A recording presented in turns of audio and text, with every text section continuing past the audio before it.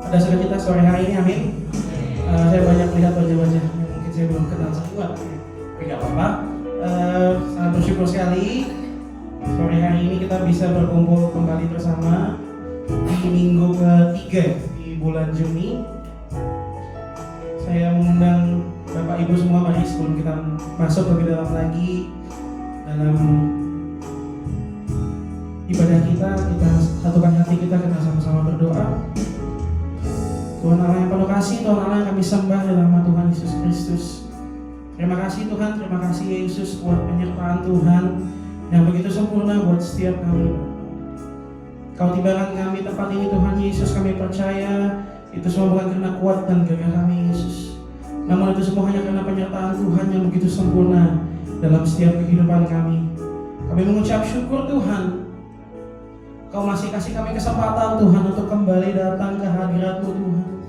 Kami boleh kembali datang ke altar-Mu yang kudus Tuhan Yesus. Kami mengucap syukur Tuhan buat setiap pelawatan Tuhan, buat setiap mujizat Tuhan yang boleh terjadi di sepanjang kehidupan kami Tuhan Yesus. Dan Bapa, biarlah di sore hari ini Tuhan Yesus, kami mau kembali datang memuji dan memuliakan nama-Mu Tuhan Yesus. Mari Tuhan lawat setiap hati kami Tuhan di tempat ini. Penuhi setiap hati tempat ini Bapa. Kau juga yang memberkati Bapa setiap ruangan ini, dari lantai 1, lantai 2, depan, belakang, kiri, kanan Tuhan Yesus. Tidak ada yang terlewat satupun Tuhan. Biarlah lawatan-Mu, hadirat-Mu dan atmosfer kerajaan surga hadir di tempat ini Tuhan. Melawat setiap kami pribadi lepas pribadi Tuhan. Tidak ada satupun yang terlewatkan Bapa. Kami semua boleh dipuaskan oleh karena hadirat-Mu. Terima kasih Tuhan, terima kasih Yesus. Dari semua itu Tuhan, kami mohon ampun buat setiap dosa dan pelanggaran kami Bapa. Kami tahu Tuhan, kami banyak menyakiti hati-Mu Tuhan Yesus, baik lewat apa yang kami lakukan, lewat yang kami pikirkan Tuhan Yesus, lewat yang kami utarakan lewat bibir kami Tuhan. Kami minta ampun Bapa buat setiap dosa dan kesalahan kami. Kami gak mau Bapa dosa itu menghalangi kami mengalami perjumpaan dengan-Mu di sore hari ini, mengalami mukjizat yang baru buat setiap kami Bapa.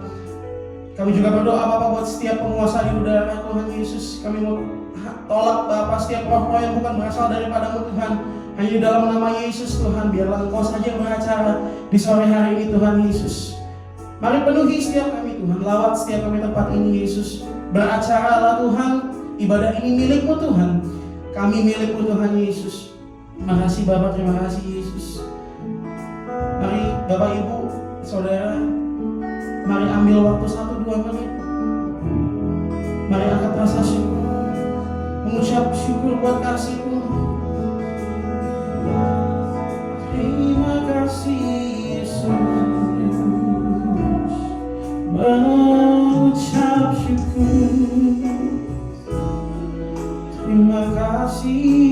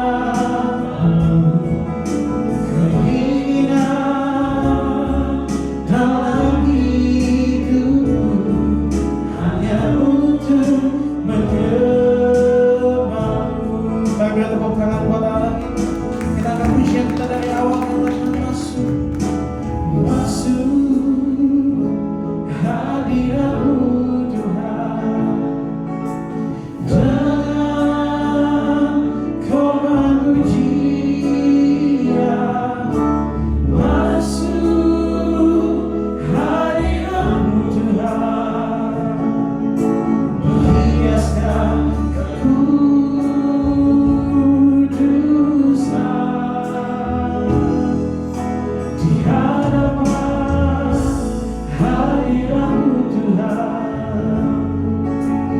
Rasakan damai, kedamaian di hadapan hadirat-Mu Tuhan. Ku nampak keagungan, oh Yesus, Yesus, ku sembahkan sujud di hadapan-Mu. Keinginan dalam hidupku hanya untuk menyembah-Mu.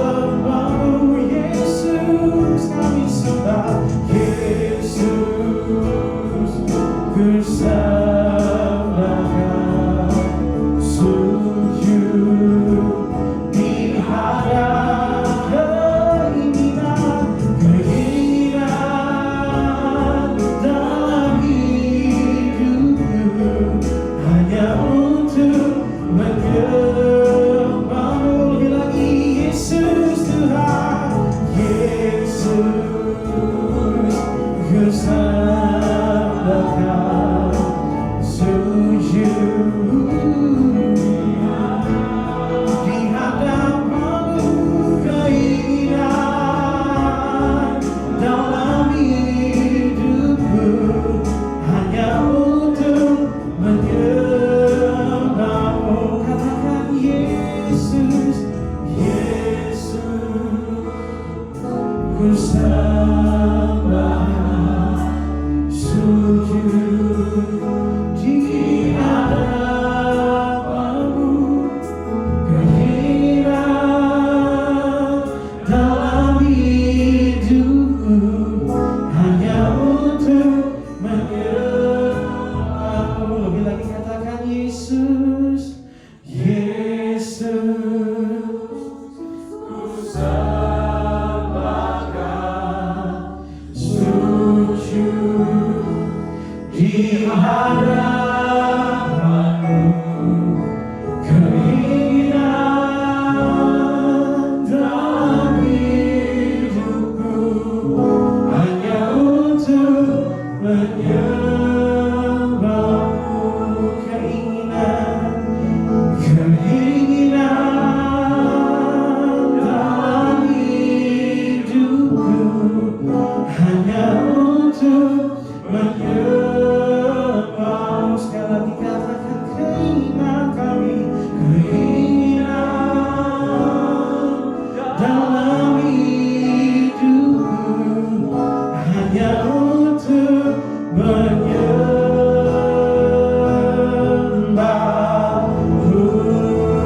Berikan tepuk tangan yang terbaik buat Allah. Sorak-sorai yang terbaik buat Allah.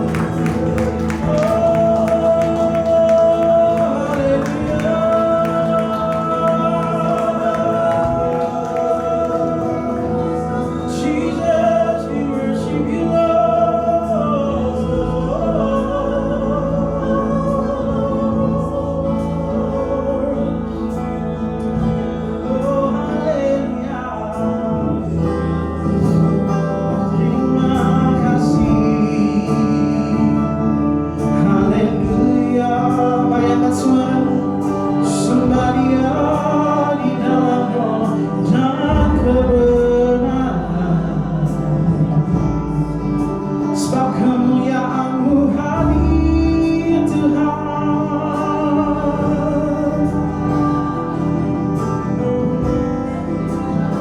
biar setiap hatimu memuji dan memuliakan nama-Nya, biar setiap suaramu mengagungkan nama-Nya. Oh, kami mau lihat Engkau Tuhan. Terima kasih sebab kemuliaan-Mu datanglah, kerajaan-Mu jadilah memenuhi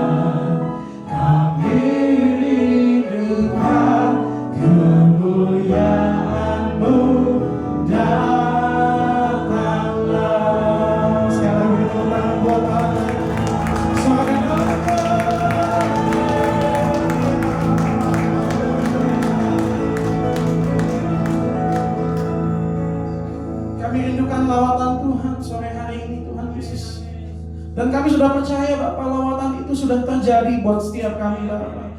Mukjizat yang baru sudah terjadi buat setiap kami Tuhan Yesus. Damai sejahtera-Mu Bapak tetap tinggal di dalam kami Bapak. Terima kasih Yesus, terima kasih Tuhan. Kami percaya Tuhan, Engkau selalu ada bersama-sama dengan kami Yesus, melawat setiap hati kami Tuhan. Kami nggak tahu Tuhan, hamba-Mu nggak tahu Tuhan pergumulan yang dihadapi setiap jemaat-Mu di sore hari ini. Tapi kami percaya Tuhan, Engkau terlebih besar dari setiap pergumulan kami Tuhan Yesus. Kami percaya Tuhan, Engkau punya rancangan yang terbaik buat setiap kami. Terima kasih Bapak, terima kasih Yesus. Ini tiba saatnya Tuhan, kami mau memuji dan memuliakan nama-Mu lebih lagi Tuhan. Kami mau menari-nari buat Kau, kami mau bersorak-sorai buat Kau Tuhan. Mari jemaat Tuhan yang siap untuk memuji Tuhan lebih lagi, sama-sama kita katakan amin.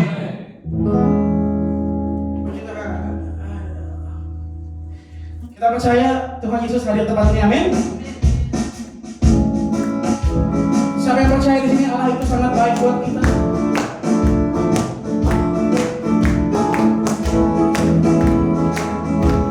Kasih tepuk tangan.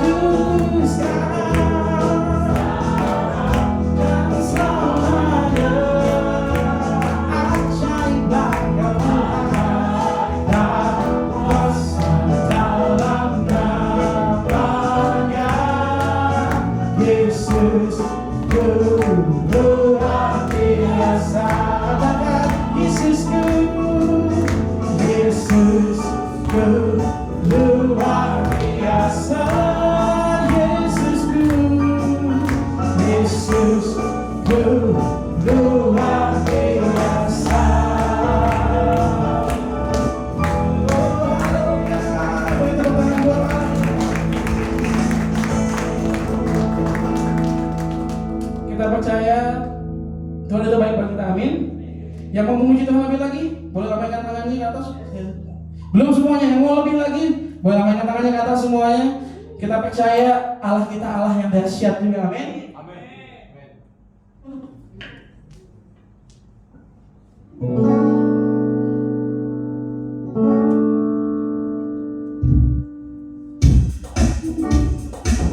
Mari tepuk tangan buat Allah.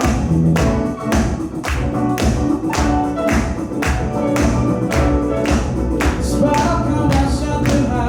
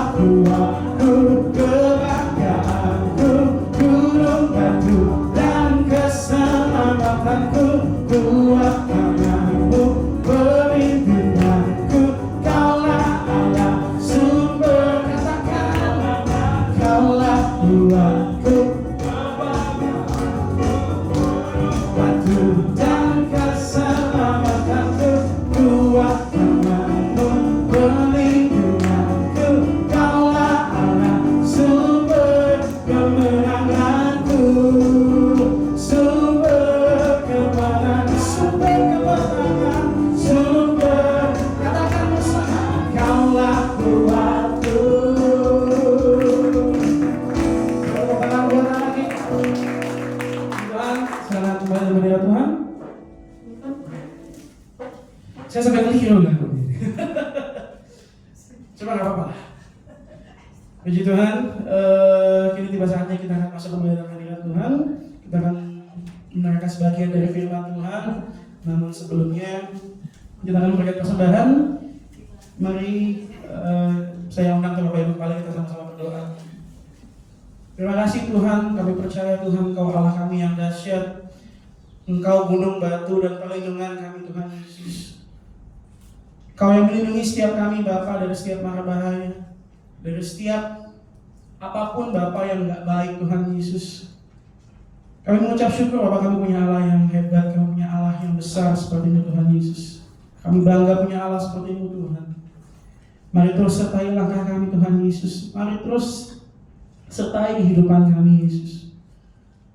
Kami percaya Tuhan, di luar Engkau kami gak ada apa-apanya Tuhan Yesus. Maka dari itu kami perlu Kau Tuhan. dalam setiap apapun yang kami kerjakan dan kami lakukan dalam hidup kami. Tuhan, kini tiba saatnya kami akan memberikan persembahan. Tuhan, biarlah Kau yang memberkati persembahan kami, dan Kau juga yang memberkati setiap kami Tuhan, setiap pekerjaan kami, usaha kami, bahkan sekolah kami Tuhan Yesus, semuanya boleh berhasil seturut dengan kehendak-Mu Tuhan. Dan biarlah Tuhan, persembahan kami ini boleh menjadi persembahan yang harum dan berkenan di hadirat-Mu Tuhan Yesus, untuk juga memperluas kerjaan-Mu tempat ini Tuhan. Mari Tuhan, ajar kami untuk selalu kasih yang terbaik Tuhan Yesus, karena Kau sudah lebih dulu kasih yang terbaik buat kami. Pengorbanan-Mu lewat kayu salib Tuhan Yesus, itulah pengorbanan yang sejati Tuhan Yesus. Terima kasih Tuhan, terima kasih Yesus. Kami siap memberi, mari jemaat Tuhan yang siap untuk memberi yang terbaik sama-sama kita katakan amin.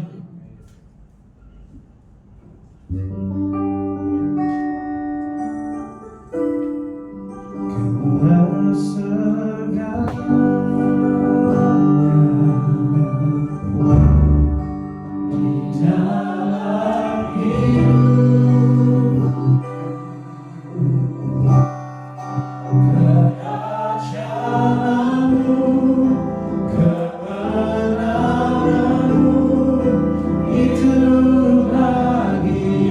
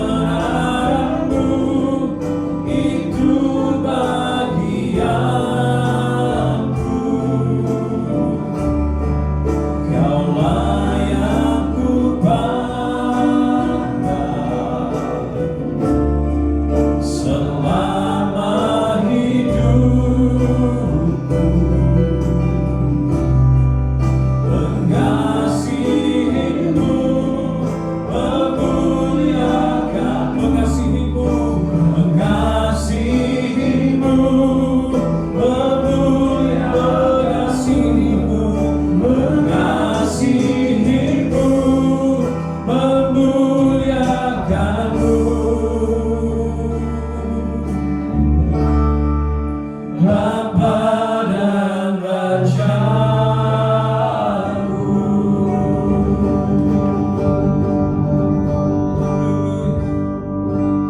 Kami mau mengasihi-Mu Tuhan, sebab Engkau baik dan teramat baik dalam hidup kami, dan tiada berkesudahan kasih setia-Mu Tuhan, selalu baru setiap hari, selalu baru setiap pagi. Besar setia-Mu dalam kami Tuhan, besar setia-Mu dalam kami. Haleluya, haleluya, haleluya. Terima kasih ya Tuhan. Haleluya.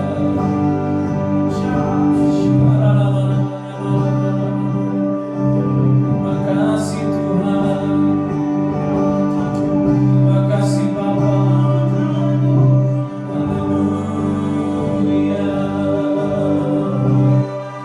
Terima kasih. Kami hidup karena anugerah Tuhan. Kami ada karena kasih-Mu ya Tuhan. Sebab tidak ada satupun yang terjadi dalam hidup kami tanpa sepengetahuan Tuhan. Tidak ada satu hal yang terjadi dalam hidup ini tanpa Tuhan ikut campur di dalamnya. Sebab itu kami bersyukur punya Tuhan yang begitu setia, selalu ada buat setiap kami dalam segala keadaan, dalam setiap musim-musim kehidupan. Karena itu kami mengucap syukur, mempersembahkan seluruh korban pujian yang keluar dari dasar hati kami ya Tuhan. Dan kami rindukan firman-Mu sekali lagi untuk mengajar kami, untuk menuntun kami, untuk menasehati, sehingga hidup kami selaras sesuai seperti apa yang Tuhan mau. Berkati tempat ini, berkati setiap hati dan pikiran kami, kuduskan, sehingga setiap benih firman Tuhan yang ditaburkan bertumbuh dan berbuah lebat di tanah kami yang subur. Pujian nama-Mu, dalam nama Yesus kami siap terima firman Tuhan. Haleluya, kita katakan amin. Silakan duduk kembali Bapak Ibu terkasih. Puji Tuhan. Shalom. Kita mengucap syukur tentunya kepada Tuhan karena kasih setia-Nya tidak pernah berkesudahan dalam hidup kita. Hari ini kita akan belajar firman Tuhan yang saya beri tema bertanggung jawab kepada Tuhan. Nah, ini sesuatu yang mesti kita mengerti dan kita pahami bahwa pada akhirnya nanti Tuhan akan meminta pertanggungan jawab buat setiap kita. Dan kita harus bisa mempertanggungjawabkan apapun juga kepada Tuhan. Sebab di dalam kitab Roma pasalnya yang ke-14 ayat 12 dikatakan begini. Roma 14 ayat 12, alangkah baiknya kita baca sama-sama aja ya. Dikatakan 2-3. Demikianlah setiap orang di antara kita akan memberi pertanggungan jawab tentang dirinya sendiri kepada Allah. Waktu Yesus datang ke dalam dunia 2000 tahun yang lalu, dia datang sebagai bayi yang lahir di Bethlehem untuk menjadi juru selamat umat manusia. Tapi dia akan datang kali yang kedua, kali ini sebagai hakim yang adil. Dan sebagai hakim yang adil, dia akan mengadili setiap perbuatan umat manusia termasuk kita. Apapun yang kita lakukan akan diadili, makanya kita harus bertanggung jawab atas semua yang sudah Tuhan telah berikan. Sebab dikatakan di ayat ini, ya, sebelumnya tadi, demikianlah setiap orang itu artinya semua orang yang hidup, dikatakan akan memberi pertanggungan jawab tentang dirinya sendiri. Jadi pertanggungjawaban kita kepada Tuhan itu tidak bisa diwakilkan. Dan kita nggak bisa mewakili orang lain untuk memberikan pertanggungan jawab di hadapan Tuhan. Artinya masing-masing, setiap individu, setiap pribadi mesti bertanggung jawab kepada Tuhan tentang dirinya sendiri. Ya, bukan saya mempertanggungjawabkan istri saya mempertanggungjawabkan saudara yang lain dan lain sebagainya. Enggak bisa. Karena Alkitab berkata, setiap orang akan memberi pertanggungjawab tentang dirinya sendiri kepada Allah. Jadi sekali lagi, pertanggungjawaban kepada Tuhan itu tidak bisa diwakilkan dan kita nggak bisa mewakili orang lain, tapi masing-masing kita harus mempertanggungjawabkan segala sesuatunya di hadapan Tuhan. Nah, saya suka di dalam Roma 14 ini, kalau nanti saudara baca dari ayat 1 sampai ayat yang ke-23 ya, kalau nggak salah, di kitab Roma, ya betul, Roma 14 ini, maka saya akan menemukan beberapa hal penting, ya. Kenapa kita harus mempertanggungjawabkan segala sesuatu di hadapan Allah, ya. Coba slide berikutnya. Tuhan akan meminta pertanggungjawaban, maka yang pertama, saya menemukan di ayat yang kita perhatikan di pasal 14 ini, ya, kita tidak boleh menjadi hakim buat orang lain. Kenapa? Karena hakim yang adil itu adalah Tuhan. Dan bagian Tuhan adalah mengadili seseorang sesuai dengan perbuatannya, entah itu baik dan entah itu jahat, selama ada di muka bumi ini. Jadi bagian kita orang-orang yang hidup, kita nggak boleh menjadi hakim buat orang lain. Kalau ada sesuatu yang keliru dari orang lain, kita mengingatkan harus. Kalau ada sesuatu yang menyimpang dari pribadi rekan kita atau sesama kita, kita mengingatkan dengan kasih. Itu bagian kita. Tetapi yang tidak boleh adalah kita berdiri sebagai hakim yang kemudian membuat orang justru terintimidasi dengan kita. Makanya banyak orang nggak mau datang ke gereja, banyak orang nggak mau kenal kita, itu karena seringkali kita berdiri sebagai hakim buat orang lain. Kita bukan Tuhan. Kita nggak boleh menghakimi orang lain. Kalau mengingatkan orang yang salah dengan kasih, itu harus saling mengingatkan, saling menegur, saling menasehati. Tetapi kita tidak boleh berdiri sebagai hakim yang bisa menentukan seseorang, oh ini udah pasti masuk neraka, oh ini udah pasti nggak bisa berhasil, oh ini sudah pasti akan celaka, oh orang ini udah pasti nggak akan pernah bisa sukses dan lain sebagainya. Siapa kita bisa menjadi hakim buat orang lain? Nanti saya akan menemukan kalau saudara baca di ayat-ayat di pasal 14 ini. Tapi coba kita lihat di Roma 14, next. Dikatakan di ayat 10, tetapi engkau, mengapakah engkau menghakimi saudaramu, atau mengapakah engkau menghina saudaramu? Sebab kita semua harus menghadap takhta pengadilan Allah. Sedangkan kita semua ini harus menghadap takhta pengadilan Allah dan memberi pertanggungjawaban secara pribadi tentang diri kita kepada Allah. Apakah iya kita masih sempat menjadi hakim buat orang lain? Maksudnya begitu. Makanya dikatakan, tetapi engkau, mengapakah engkau menghakimi saudaramu, atau mengapakah engkau menghina saudaramu? Sebab kita semua justru harus dan wajib memberi pertanggungjawaban kepada Tuhan. Jadi hari ini mengingat bahwa setiap kita nanti harus mempertanggungjawabkan secara pribadi diri kita kepada Tuhan. Maka yang pertama, jangan kita menjadi hakim buat orang lain. Hakim yang adil itu Tuhan. Biar Tuhan yang memutuskan dalam kedaulatannya. Pak, bagaimana kalau saya lihat orang yang berdosa diinjili nggak mau bertobat, lalu kita sudah memastikan bertindak sebagai hakim, udah pasti kamu masuk neraka? Loh, belum tentu. Kalau di akhir masa hidupnya sebelum meninggal dia bertobat, masih ada kasih karunia dan anugerah yang tersedia bagi mereka. Jadi Tuhan yang menentukan, Tuhan yang memberikan memberikan keputusan final atas pribadi seseorang, apalagi dalam soal kekekalan nantinya. Nah, bagian kita saling mengingatkan. Kalau saya lihat ada orang-orang yang jatuh bangun dalam dosa, ya bagian kita wajib untuk mengingatkan dengan kasih supaya kembali kepada jalan Tuhan. Seperti Tuhan mengutus Yunus pergi ke Niniwe untuk menyuarakan suara pertobatan.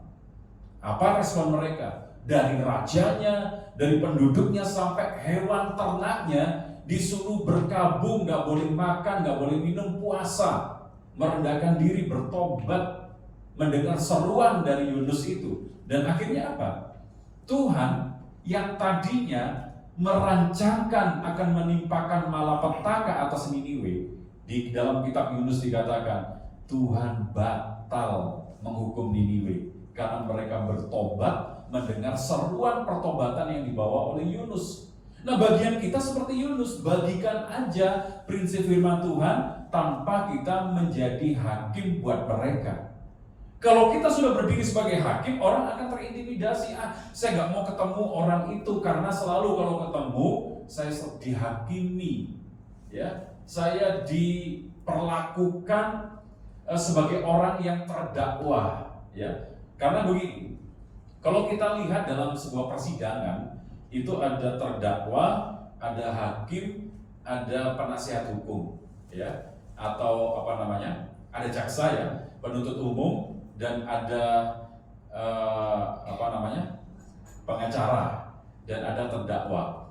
Biasanya setelah melewati pembuktian segala macam perdebatan antara jaksa penuntut umum dengan sang lawyer atau pengacara dari, ini ada orang hukum, ada orang hukum, perdebatan antara pengacara dengan penuntut umum dan lain sebagainya itu, sampailah nanti pada titik di mana hakim akan memutuskan sesuai dengan pertimbangan dan fakta-fakta persidangan dan saksi, ahli, dan bahkan mungkin ketika ditemukan alat bukti yang memadai, lalu hakim akan memutuskan, dan keputusan hakim itu mengikat.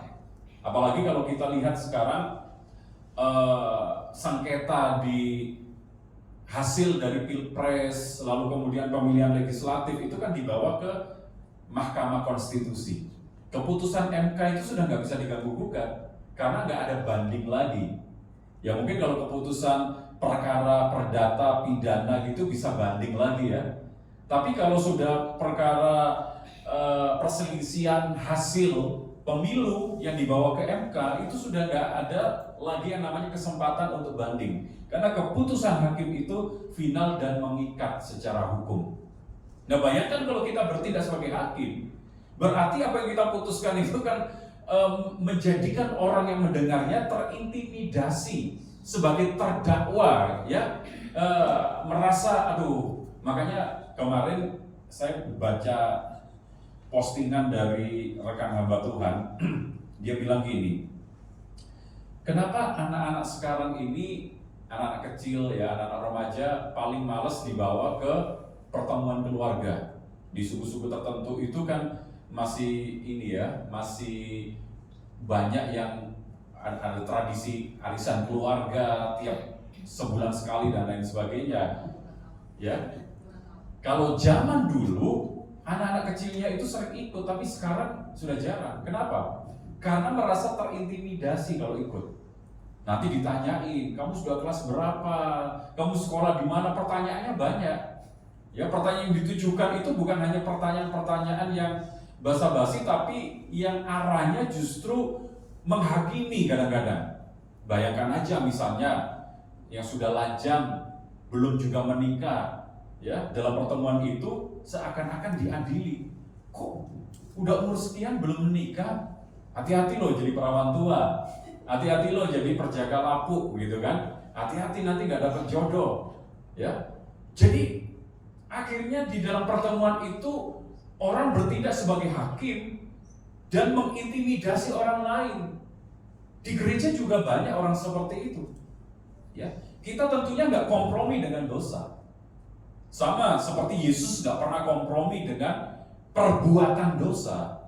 Tapi Yesus selalu memberikan contoh kepada kita mengasihi orang yang berdosa tetapi membenci perbuatan dosa ini. Masih ingat, ya, hukum Yahudi itu sangat jelas. Ketika seseorang kedapatan berbuat zina, maka orang itu akan digiring keluar dari rumah, lalu dilempari, dirajam dengan batu sampai mati. Nah, ada satu peristiwa di dalam Alkitab itu diceritakan, seorang perempuan kedapatan berbuat zina. Orang-orang Farisi, orang-orang Yahudi sudah siap di tangan kanannya dan di tangan kirinya itu batu mau melempari perempuan ini. Perempuan ini sudah ketakutan, habis sudah nyawanya hari itu, ketangkap basah berbuat zina dan kesempatan sudah nggak ada lagi. Lalu Yesus ada di tempat itu. Yesus ngomong begini, siapa di antara kalian yang gak pernah berbuat dosa, orang itu yang pertama kali melempari perempuan ini dengan batu. Mendengar hal itu, ternyata tertemplak mereka, tersadarkan. Rupanya orang yang sudah siap melempari perempuan ini dengan batu, juga gak lepas dari kesalahan, juga gak lepas dari dosa. Makanya waktu mereka dengar Yesus berkata, siapa di antara kalian yang gak pernah berbuat dosa, biar orang itu yang pertama kali melempari perempuan ini dengan batu. Masing-masing taruh batunya dan pergi meninggalkan perempuan itu. Lalu Yesus ngomong begini, kemana mereka semua? Gak adakah satupun yang melempari Tuhan dengan batu? Gak ada Tuhan, aku pun juga tidak akan menghukum kau. Pergilah dan jangan berbuat dosa lagi. Ini satu contoh dalam hidup kita. Kita nggak pernah boleh kompromi dengan kesalahan. Kita nggak pernah boleh kompromi dengan dosa. Kita harus saling mengingatkan, saling menegur, saling menasihati. Tapi jangan berdiri sebagai hakim buat orang lain. Karena hakim yang adil itu adalah Tuhan. Di dalam keadilannya, dia berhak untuk membawa orang masuk ke langit dan bumi yang baru di dalam kekekalan. Dan di dalam keadilannya, Tuhan yang bisa menilai orang itu layak dihukum di lautan api yang kekal. Itu bagiannya Tuhan. Makanya hari ini kita belajar yang pertama, bahwa ketika kita sadar bahwa nanti kita akan bertanggung jawab secara pribadi kepada Tuhan, maka jangan jadi hakim buat orang lain. Yang kedua, kembali ke slide tadi, kita tidak boleh hidup untuk diri kita sendiri. Ada orang yang berkata kan mulut saya, uang kan uang saya, hidup kan hidup saya. Sadarkah kita bahwa semua hal yang ada melekat dalam hidup kita, yang kita miliki, yang kita punyai, sumbernya dari mana? Dari Tuhan. Alkitab pernah berkata begini, berkat Tuhanlah yang membuat orang kaya, susah payah tidak akan menambahinya. Dari ayat itu saya mengerti begini, orang mau kerja keras, banting tulang, gak ada istirahat, kerja terus. Kalau Tuhan tidak menganugerahkan kekayaan atau menganugerahkan berkat atas orang itu, maka seperti begini, kita sedang menaruh sesuatu di tempat yang bawahnya itu bolong, pundi-pundi yang berlubang. Kita sepertinya kumpulkan banyak tapi gak ada hasil. Tapi sebaliknya, kalau Tuhan menganugerahkan berkat kepada kita, sesederhana apapun yang kita kerjakan, Tuhan akan buat berhasil dan berkemenangan. Makanya kita harus menyadari bahwa dari Tuhanlah segala sesuatunya, sehingga kita nggak boleh hidup untuk diri kita sendiri. Ya, 2 slide berikutnya, coba kita lihat ayat ini. Ya, Roma 14 ayat 7-8. Sebab tidak ada seorang pun di antara kita yang hidup untuk dirinya sendiri, dan tidak ada seorang pun yang mati untuk dirinya sendiri.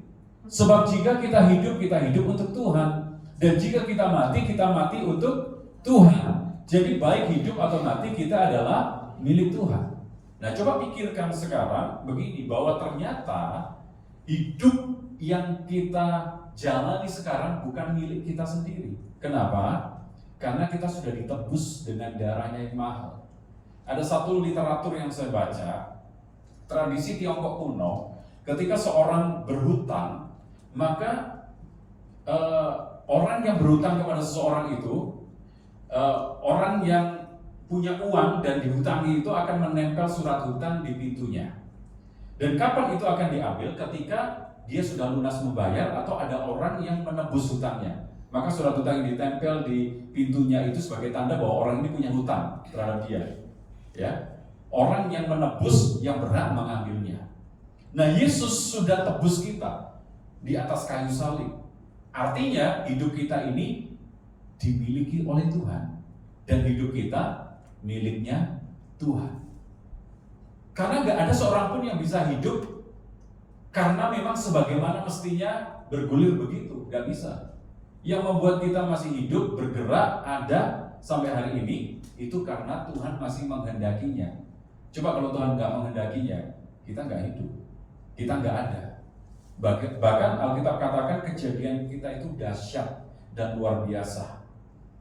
Ya, kita ada bukan sebuah kecelakaan, bukan karena sebuah kebetulan, tapi karena memang Tuhan menghendaki kita ada dan hidup. Sebab Tuhan menghembuskan nafas, memberikan roh kepada kita sehingga kita menjadi makhluknya hidup. Kejadian 2 ayat 7 dikatakan Tuhan menghembuskan nafas hidup ke dalam hidup manusia sehingga manusia itu menjadi makhluk yang hidup. Kalau tidak ada hembusan itu, kita nggak ada. Jadi Tuhan yang mengaruniakan kehidupan itu sehingga kita nggak boleh hidup untuk diri kita sendiri. Kita nggak boleh bilang, kan tangan-tangan saya, mulut-mulut saya, kaki-kaki saya, uang-uang saya. Coba kita sadar sekarang, semua hal termasuk nafas itu dari Tuhan. Seharusnya kita berkata, biar hidup saya menjadi hadiah buat Tuhan. Ya, hidup kita bukan hasil dari evolusi. Kehidupan kita bukan hasil dari reinkarnasi, tapi hidup kita karena ada hembusan nafas Allah dalam hidup kita. Sehingga kita harus persembahkan hidup ini sebagai hadiah buat Tuhan yang telah memberikan kehidupan itu.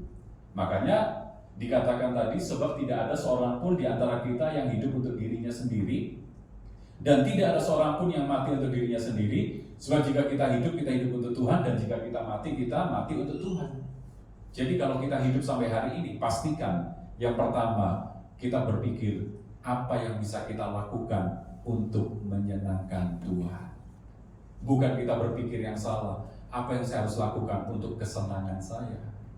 Tapi balik, apa yang saya bisa lakukan untuk menyenangkan Tuhan dan memberikan hidup sebagai hadiah. Makanya ada lagu lama berkata, Bapa, ku persembahkan hidupku atau tubuhku? Tubuhku sebagai persembahan yang hidup. Ya, jadi persembahkan hidup ini sebagai hadiah buat Tuhan. Nggak boleh di antara kita hidup untuk diri kita sendiri, untuk kesenangan kita sendiri. Beberapa waktu yang lalu, sudah cukup lama, ya, di Jakarta saya memuridkan sebetulnya satu persekutuan doa, satu perusahaan. Lalu kemudian di dalam anggota persekutuan doa itu ada penatua di gereja GKI di Kelapa Gading. Nah, setelah itu dia masa tugasnya selesai. Jadi kalau di GKI itu kan ada masa jabatan penugasan sebagai penatua. Saya nggak tahu berapa tahun, 2 tahun atau setahun itu. Nah, setelah itu dia merasa sukacita. Wah, puji Tuhan Pak, saya bebas. Duh, maksudnya iya saya sudah selesai masa jabatan saya sebagai penatua. Kenapa kok Ibu senang? Bayangkan Pak, itu nggak ada ceritanya tanpa rapat setiap hari. Dan rapat itu kalau baik-baik aja enak. Ini rapatnya sudah lewat Zoom, berjam-jam berantem. Hanya untuk memutuskan hal yang kecil aja di gereja kami, dia bilang gitu. Itu perlu perdebatan yang panjang, masing-masing berargumen. Wah, pokoknya jadi rame. Jadi begitu dia selesai masa jabatannya, dia merasa lega dan senang.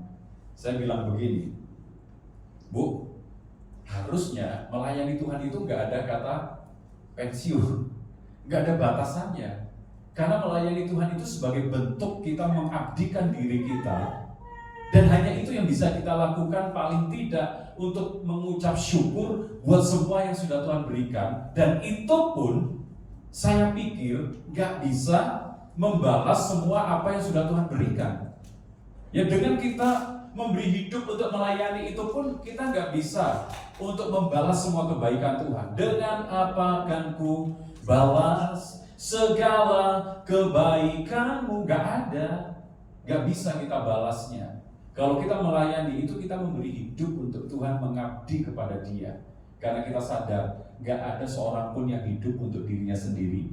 Kalau kita hidup untuk Tuhan. Kalau kita mati untuk Tuhan. Jadi baik hidup atau mati kita adalah miliknya Tuhan. Dan yang ketiga, Tuhan akan meminta pertanggungjawaban kepada kita. Maka yang ketiga, kita kejar segala sesuatu yang mendatangkan damai sejahtera dan yang berguna. Makanya slide terakhir, ayatnya dikatakan begini, Roma 14 ayat 19. Sebab itu marilah kita mengejar apa yang mendatangkan damai sejahtera dan yang berguna untuk saling membangun. Jadi coba kita bertanya atau tanyakan kepada diri kita sendiri, apapun yang kita lakukan, apapun yang kita kerjakan, apapun yang kita upayakan, apapun yang kita kejar, pertama, apakah itu mendatangkan damai sejahtera? Kedua, apakah itu berguna? Kalau tidak, pikirkan ulang yang kita lakukan itu, pertimbangkan ulang. Karena kalau ternyata segala sesuatu yang kita lakukan itu tidak membawa damai sejahtera dan itu tidak berguna menurut ukuran Tuhan, ya tentunya ngeceknya itu pakai kacamatanya Tuhan. Kalau pakai kacamata kita, ya kita anggap segala sesuatu berguna buat saya, penting buat saya. Apalagi orang yang punya prinsip hidup yang penting untuk kesenangan diri sendiri, ya semua hal yang dilakukan itu dipandang benar menurut ukurannya. Tapi kita melihatnya dengan perspektifnya Tuhan, dengan kacamatanya Tuhan. Pastikan apa yang kita kejar mendatangkan damai sejahtera, berguna atau tidak. Kalau tidak, pertimbangkan ulang. Kalau tidak, jangan lakukan bahkan. Kalau tidak, stop melakukan, ekstrimnya begitu. Sebab ketika kita sudah tahu itu tidak mendatangkan damai sejahtera, itu tidak berguna, tapi kita terus lakukan segala hal apapun itu yang kita bisa cek sendiri dalam hidup kita. Ingat satu hal, nantinya Tuhan akan meminta pertanggungjawaban secara pribadi, itu masalahnya. Kalau nanti kita ketemu Tuhan, lalu Tuhan meminta pertanggungjawaban, apakah kita sudah bisa memberi pertanggungjawab kepada Dia? Kita akan bisa memberi pertanggungjawaban kalau yang pertama, kita tidak menjadi hakim buat orang lain, tapi saling mengingatkan, saling menasihati, saling menopang satu dengan yang lain. Ketika ada orang yang bersalah, kita ingatkan agar kembali kepada firman seperti Tuhan Yesus ajarkan itu. Kita akan bisa memberi pertanggungjawaban kepada Tuhan kalau yang kedua tadi, ya. Kembalikan ke slide tadi. Kalau yang kedua kita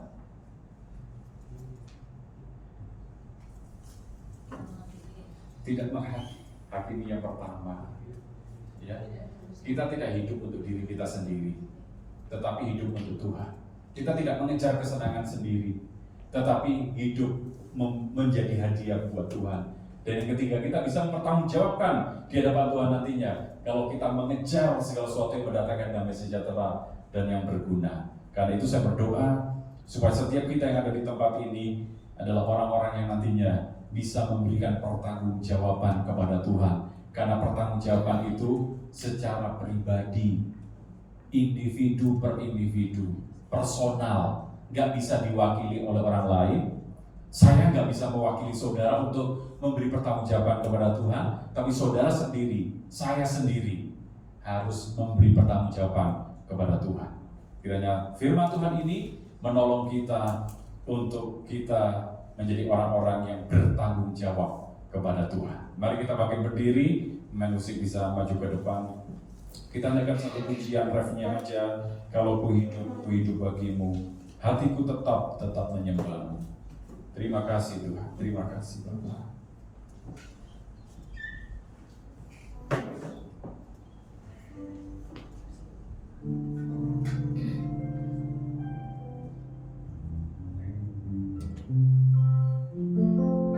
Terima kasih. Kalau ku hidup bagimu, hatiku tetap menyembahmu. Dunia tak bisa menjauhkanku dari kasih-Mu. Selama ku hidup, kami mau hidup bagi Tuhan. Selama ku hidup bagimu, mata Aku tetap menyembahmu. Dunia tak bisa menjauhkanku dari kasih-Mu. Kalau ku hidup, kami mau hidup bagi-Mu Tuhan. Kalau ku hidup bagi-Mu. Hati kami tetap menyembahmu. Dunia tak bisa menjauhkanku dari kasih-Mu. Selama kami hidup Tuhan, selama ku hidup bagi-Mu. Mataku tetap memandang-Mu. Dunia tak bisa menjauhkanku dari, sekali lagi, kalau ku hidup ya Tuhan. Kalau ku hidup bagi-Mu. Hatiku tetap menyembah-Mu. Dunia tak bisa menjauhkanku dari kasih-Mu. Selama kami hidup Tuhan, selama ku hidup bagi-Mu. Mataku tetap memandang-Mu. Dunia tak bisa menjauhkanku dari kasih. Dunia tak bisa, dunia tak bisa menjauhkanku dari kasih. Dunia tak akan pernah bisa menjauhkan kami Tuhan. Dunia tak bisa menjauhkanku dari kasih-Mu. Terima kasih Tuhan. Hari ini Tuhan ingatkan kami melalui firman-Mu bahwa setiap kami harus memberi pertanggungjawaban terhadap diri kami sendiri kepada Tuhan, tentang diri kami sendiri kepada Tuhan. Sebab itu kami tidak mau menjadi hakim, karena hakim yang adil itu adalah Tuhan. Bagian kami adalah saling mengingatkan, saling menegur dalam kasih, saling membangun, saling menasehati, bukan bertindak sebagai hakim yang mengintimidasi, yang memutuskan untuk seseorang pergi kemana dan lain sebagainya. Dan kami mengerti ketika kami harus bertanggung jawab atas diri kami sendiri, maka kami tidak boleh hidup untuk diri kami sendiri, tapi hidup kami harus menyenangkan Tuhan, menyenangkan hati Tuhan, menjadi hadiah buat Tuhan, dan mengejar damai sejahtera dan yang membangun. Maka kami harus memikirkan ulang apa-apa yang kami lakukan hari ini itu mendatangkan damai sejahtera, berguna atau tidak, membangun atau tidak, sehingga pada akhirnya kami bisa memberikan pertanggungjawaban tentang diri kami kepada Tuhan. Terima kasih Tuhan, meteraikan nama kami dengar, berkati umat-Mu. Dalam nama Yesus kami bersyukur. Haleluya. Amin. Silakan duduk.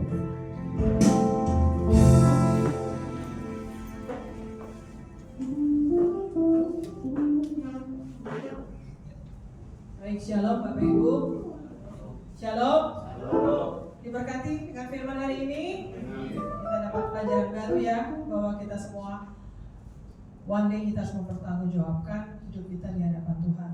Jadi memberikan pertanggungjawaban itu gak gandel-gandelan ya.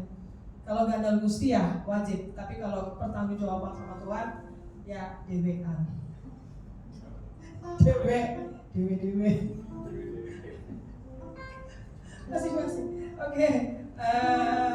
Kami menyambut Pak Dion sekeluarga, Pak Dion, Ibu Inggit, Noel dan Jojo.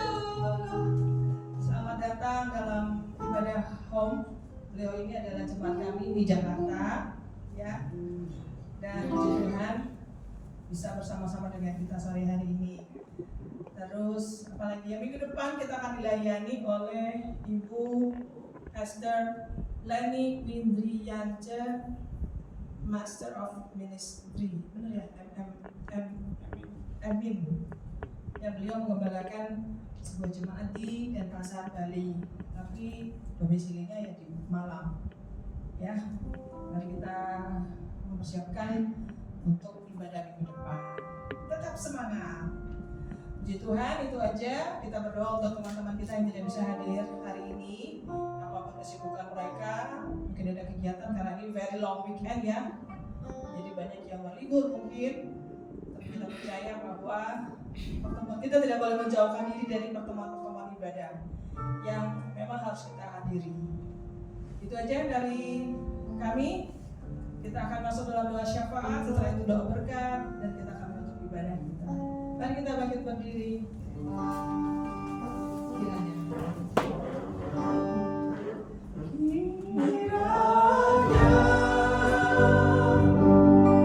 Engkau memberkati aku berlimpah-limpah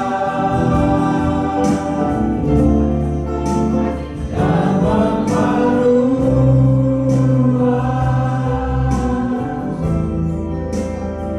daerahku.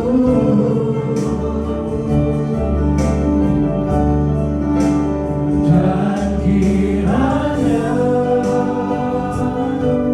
tanganmu menyertai aku dan melindungi aku daripada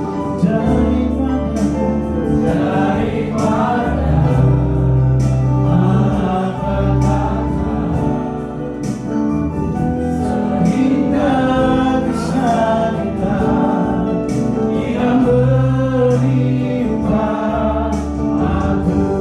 sehingga kisah kita tidak berlimpah aku, sehingga kisah kita tidak berlimpah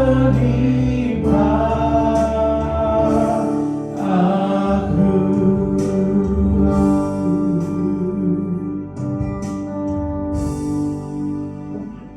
Terima kasih ya Bapa kami di surga. Dengan dirinya kami mengucap syukur atas segala kebaikan dan kemurahan Tuhan. Tuhan yang mana sore ini Kau lawat kami Tuhan Yesus. Kau jaga pelihara kami Tuhan. Terlebih kita yang bersatukan kami di tempat ini Tuhan untuk memuji dan memuliakan Tuhan Yesus. Tuhan segala Bapa kami yang ada Tuhan Yesus. Kau lawat bahkan Tuhan yang tidak bersama kami sore ini Tuhan Yesus, kami berserah kepada Tuhan Yesus. Di mana mereka berada Tuhan menjaga pelihara Tuhan Yesus. Melawat mereka Tuhan Yesus. Dan segala sesuatunya Tuhan cukupi Tuhan. Dalam segala kekurangan Tuhan yang lemah memberi kekuatan Tuhan, yang sakit memberi kesehatan Tuhan Yesus. Oleh sebab sore ini kami Tuhan dengan dosa yang Tuhan Yesus, maka kami besar kepada Tuhan Yesus. Apa yang kami kerjakan itu yang tidak berkenan di dalam Engkau. Ampuni kami ya Tuhan Yesus. Biarlah kami layak dan dalam Engkau ya Tuhan. Bapa di surga, apa yang menjadi kerinduan setiap umat-Mu ya Tuhan Yesus, apa yang diusahakan, apa yang dikerjakan Tuhan Yesus, Engkau Tuhan buat berhasil Tuhan. Tuhan Yesus, sore ini kami selalu memuji memuliakan Engkau dan Tuhan. Apa yang dapat kami bahas ya Tuhan, selain kami memuji dan menyembah Engkau ya Tuhan Yesus, pakai kami Tuhan Yesus. Bapa di surga, dan kami juga Tuhan sudah mendengarkan ibadah sabda firman Tuhan. Kami belajar memantraikan ya Tuhan firman dalam kehidupan kami ya Tuhan Yesus. Kau pakai Tuhan, Bapak Gembala Tuhan Yesus. Semakin hari ya Tuhan, Tuhan kembalikan angka Tuhan Tuhan. Pakai dengan luar biasa ya Tuhan Yesus. Tidak ada yang mustahil bagi Kau terjadi. Kau berkehendak Tuhan terjadi. Bapa di surga, kami berdoa Tuhan Yesus buat pemerintahan Tuhan negara Indonesia ini diserahkan sepenuhnya kepada Kau Tuhan. Kau pakai para pemimpin ya Tuhan Yesus. Terlebih buat kota Malang ini serahkan Tuhan Yesus.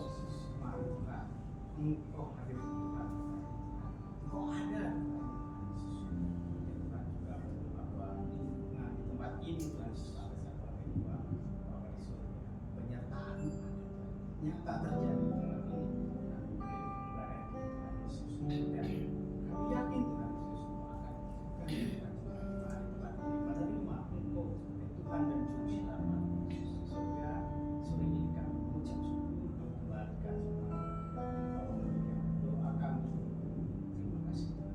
Mari Bapak Ibu kita arahkan hati kepada Tuhan. Terimalah berkat, anugerah, damai sejahtera dan sukacita yang berlimpah dari Bapa di surga melalui putranya yang tunggal Yesus Kristus dan persekutuan yang manis dengan Roh Kudus menolong kita dari sekarang sampai selama-lamanya. Dalam nama Yesus, haleluya. Amin. Happy birthday, happy birthday, happy birthday to you. Happy birthday to you. Happy birthday to you.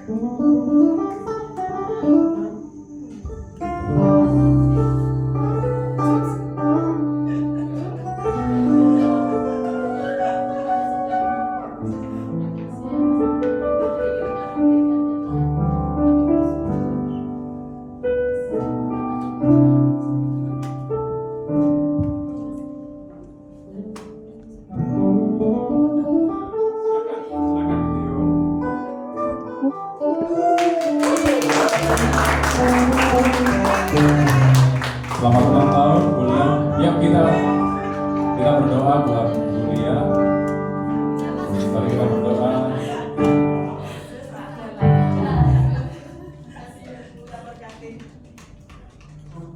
Selamat. Kita berdoa buat Bu Lia dan juga untuk istri dari saudara kita Samuel yang istrinya sedang dirawat juga karena tukar lambung ya. Tuhan Yesus, terima kasih untuk 1 tahun yang Tuhan tambahkan atas Ibu Lia. Kami percaya sebagaimana tahun-tahun yang sudah dilalui dalam hidupnya, Tuhan memberkati. Di tahun berikutnya Tuhan akan terus menolong, menyertai, umur panjang di tangan kanannya, di tangan kirinya kekayaan dan kehormatan. Segala berkat ilahi tercurah atas Ibu Lia, kekuatan kesehatan yang sempurna melimpah atas Ibu Lia. Berkati Pak Heri, berkati Clara, berkati Estefania. Terima kasih Tuhan, kami serahkan keluarga ini dalam tangan-Mu. Berkati juga istri dari Pak Samuel yang saat ini sedang dirawat karena tukar lambung, tidak bersama-sama dengan kami hari ini. Kami percaya Tuhan menyembuhkan dengan sempurna. Tuhan memberkati para dokter, Tuhan memberkati para obat-obatan, alat-alat yang dipakai.